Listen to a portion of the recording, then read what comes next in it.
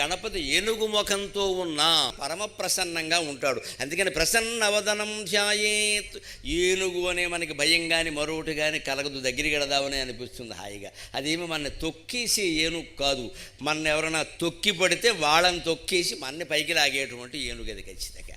నా భక్తుడు సంగతి నేను చూసుకుంటాను రాని ప్రతిజ్ఞ చేసేటువంటి ఏనుగు ప్రసన్నవదనం. అంతేకాదు పూజ చేసినా ఏం చేసినా దయచేసి ఒక్కటి గుర్తుపెట్టుకోండి, మనం ప్రసన్నవదనంతో ఉండాలి. ఆ పూజ ప్రసన్నంగా చెయ్యాలి. మనం కోపంతో తాపంతో కక్షతో ఎవడి మీదో ఏదో చేసేద్దాం, వాడికి ఏదో చేసేలా చెయ్యాలని పూజలు చేయకూడదు. రెండోది, అవి ఏమీ లేకపోయినా కొందరు ఎలా ఉంటారంటే ఆందోళన చెందిన మనసుతో పూజ చేస్తారు. మనస్సులో ఏవో పెట్టుకున్న ఆలోచనలు అటువంటి ఉంటే దానికోసమే పొద్దున స్నానం చేయండి, మంచి బట్టలు కట్టుకోండి, అప్పుడు చేయండి, కాస్త తొలగిపోతాయి అటువంటివన్నీ కూడా. మనసులోంచి అవి తొలగించుకోవాలి. ఎప్పుడు మన మొహం బాగుంటే పూజ చేసే విధానం కూడా బాగుంటుంది. అప్పుడు కోరికలు కూడా తప్పనిసరిగా ఫలిస్తాయి.